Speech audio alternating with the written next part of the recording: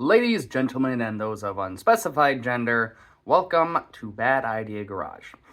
The video today is going to be focusing on getting the chain case mounted and loosely mounting the third axle on our six-wheel death trap known as the Enola Gay.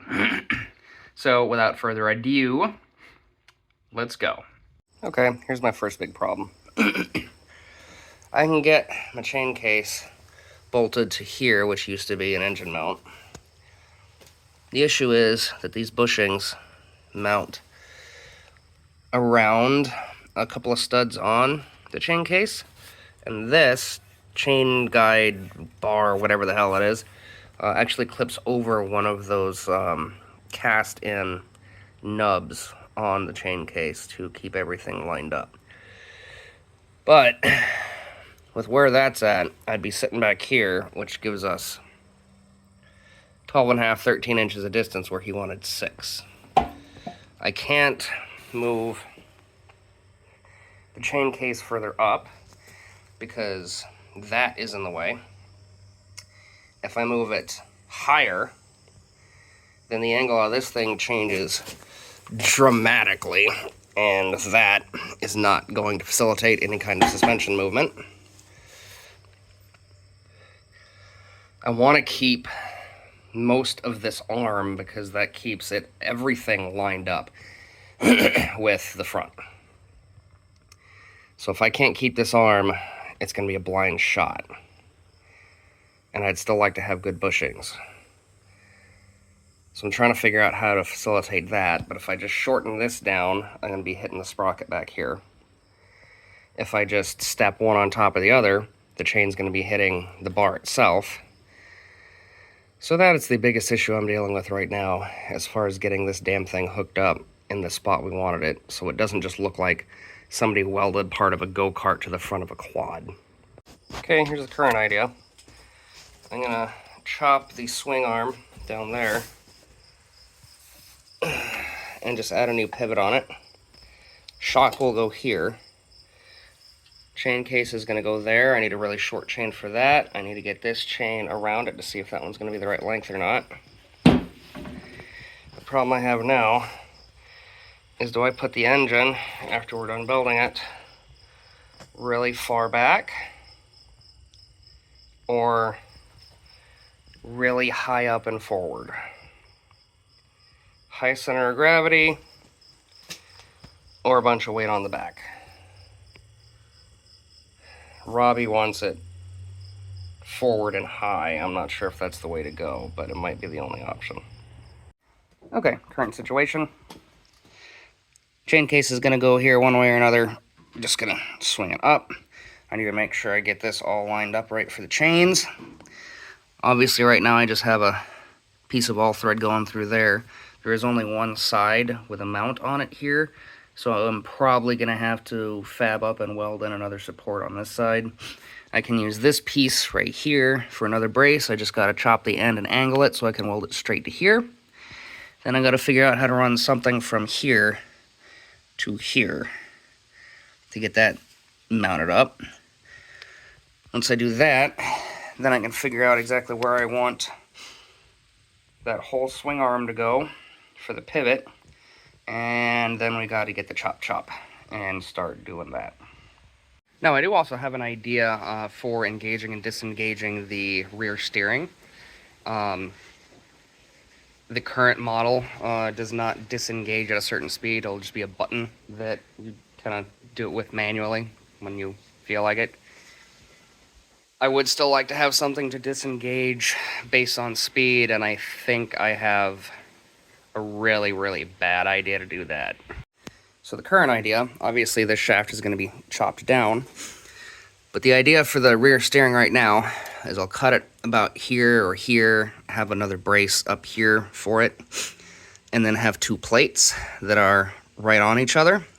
One of them will be connected to the front steering, probably be the top one connected to the front steering, and then the bottom one will be welded solid to the shaft.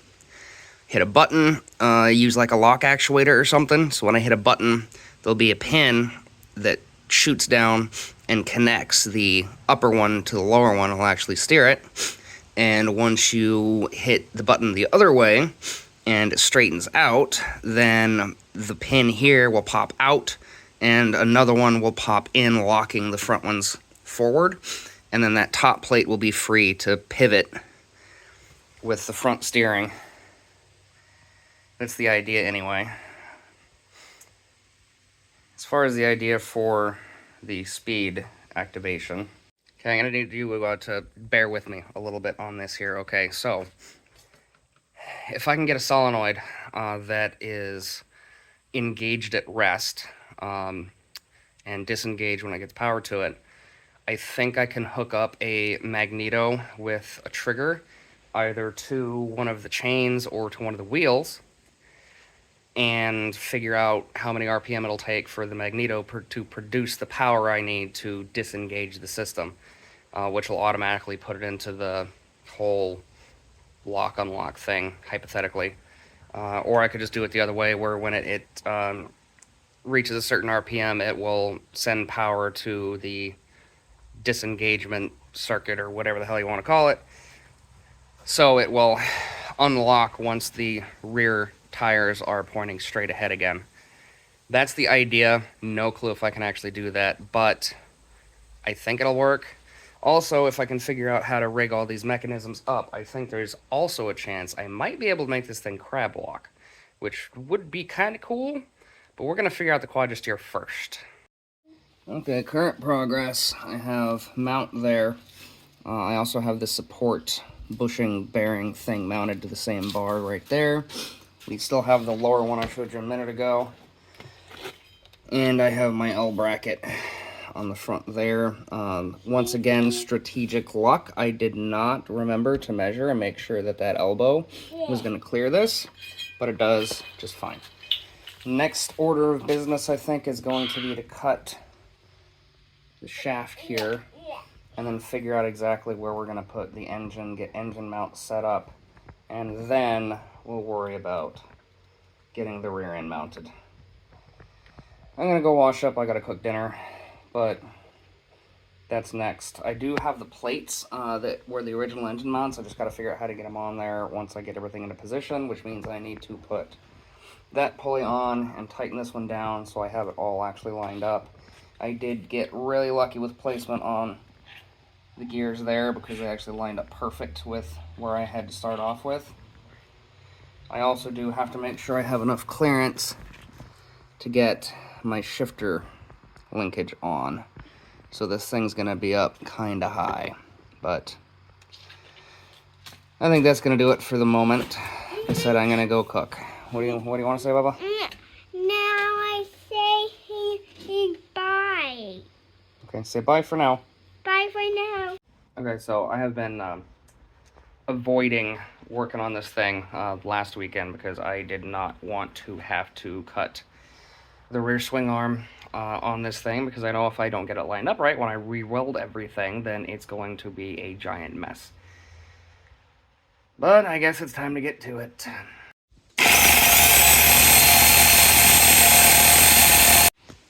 Straight as an arrow. So that's what we got now, our straight as an arrow cut. Now I need to make sure the tires are the right distance apart. Then, what I decided to do, since I can't fit the shock in its original spot anyway, I'm going to have to move it. So what I'm going to do, these are actually centered unlike everything else on here. So I'm going to use these two as my guides. I have my channel iron right there. I'm going to cut that to the right length and weld it to these tabs, going all the way to the back. That way, both of them will be centered. I just got to get a measurement, and that'll help me keep them straight too. So I'm going to measure that, and then we're going to go with mounting the pivot point up underneath this rail here. And I think I'm going to figure out where I actually put the rest of that swing arm and cut off the bushings to weld onto the channel iron. Then we can make our tabs or bosses or whatever you want to call them to put on the bottom after we get that welded up. That's going to be the fun part because I need everything in the exact right position when I set those things up. So let me figure out where that thing's at. Let me see if I can cut off those bushings, get a measurement, cut this, and then be terrified to do anything else. Got us a seat from a Dodge Grand Caravan. Don't worry about the pedestal. Came out of a van that was modified to hold wheelchairs. I just gotta get all this lower stuff off of here. Get down to just the lowest rails. And I should be able to mount it on this thing. I'm gonna have to make the pedals adjustable and adjust the steering wheel height and whatnot anyway.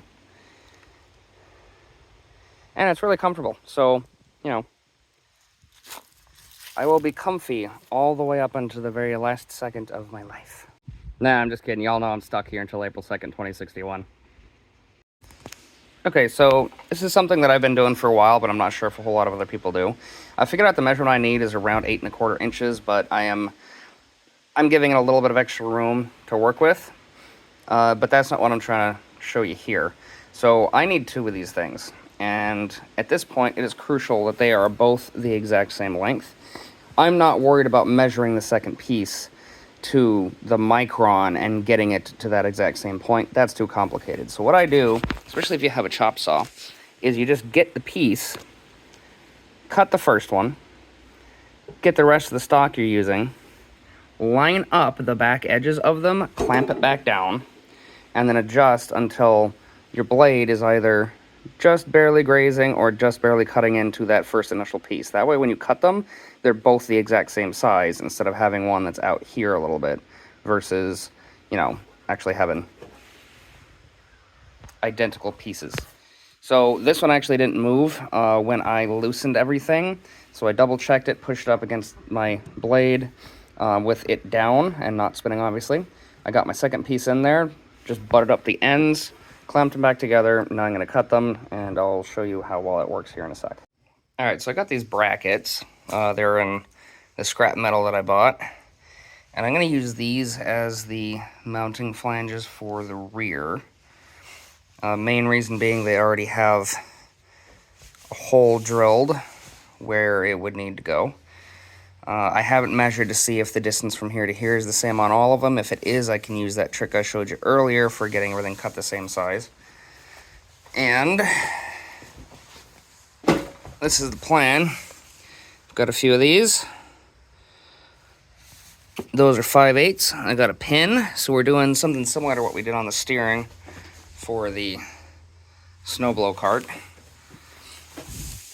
I'll drill through my bracket here with 7/8.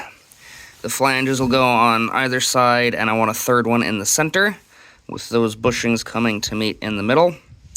Now, where I fucked up is I should have measured and drilled out that 7/8 before I welded it to the axle, but can't do much about that now, so I'm going to try to get these things drilled out and cut.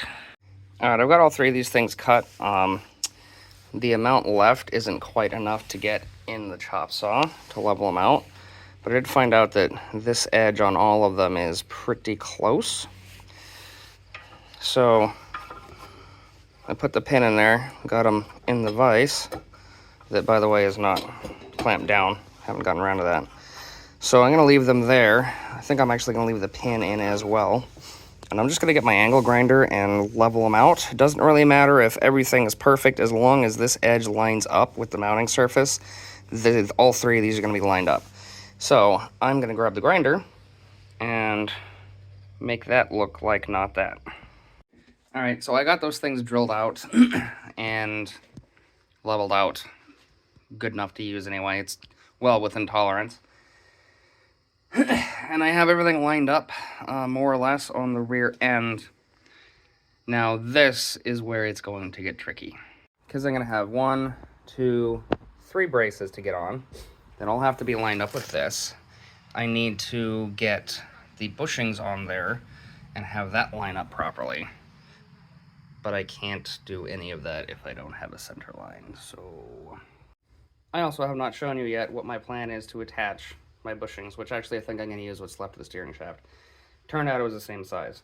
Either way, instead of trying to screw the entire thing up and try to drill through the channel iron that we already have on there, I've got two Harbor Freight 7/8 wrenches. I think we're gonna do this. Chop them off about here, weld our bushing or our pipe into the open end of the wrench, and weld the wrench to the channel iron. Is it a horrible idea? Yeah. Is it gonna work? Probably. I guess we'll find out. I can already hear it. Somebody's gonna be in the comments saying, you can't weld chrome vanadium steel to mild steel. I googled it and have mixed results. Some of them say you can do it as long as you're using stainless steel wire. Some of them say it doesn't matter anyway, it'll do just fine. So I guess we're gonna find out, because I'm gonna do it.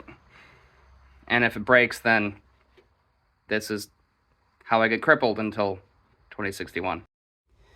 Alright, well, I got my wrenches tacked into place. Sorry for the weird lighting over there.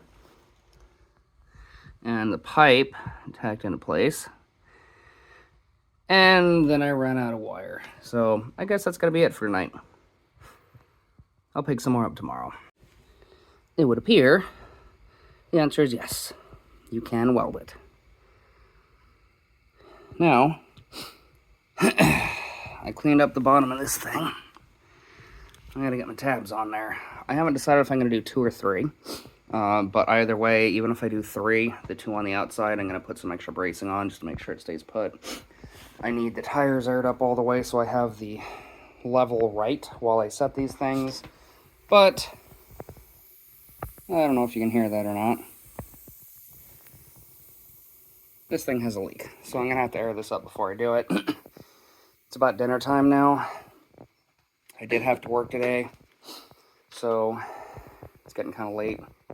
I think after the kids are down, I'm going to make an attempt to get those tacked up solid enough to show the attachment, at least for this section of the video, or the series, I guess is a better term. Once I get them tagged properly, what I'm going to do is drag this whole thing outside, flip it upside down like I did before, so I can get a better angle on those things, because I do not need to risk screwing that up. So that's what's next. Sorry for the bright light there. I think I got everything lined back up to where it should work. I got the chain visually lined up. The distance between everything seems to be about right, so I'm going to air that tire up just to make sure that everything is going to sit where it's going to sit. Then put a pin through there in my plates. And let's see if I can screw this up. Alright, that's going to be it for now. Nah, I'm just kidding. I'm going to go and get my son into his shower and get him into bed. Then I will be out to completely fuck up getting this thing together. And I'll show you how it turns out. Give me a bit. Okay, that's about as well attached as I can get it for tacking. That's about as stable as an arranged marriage, but we are attached. And it does pivot. Oh, thank God. Now, obviously, we still have a lot to do. I still have to figure out where to put the engine. I put that off because I realized that I need to figure out the quadristeer first if I want to have room to do that. So next up is going to be reinforcing the tabs for the rear end, making sure that's lined up. Then figuring out what I'm going to do for the quadristeer. Then figuring out where to mount the engine, then rebuilding the engine.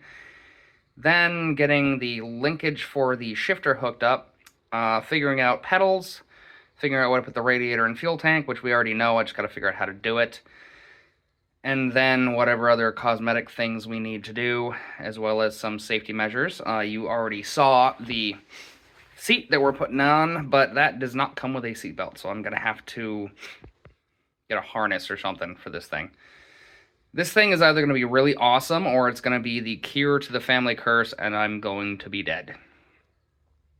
I'm kind of fine with either one at this point, honestly. That being said, that's going to be it for this episode, installment, section of the Enola Gay.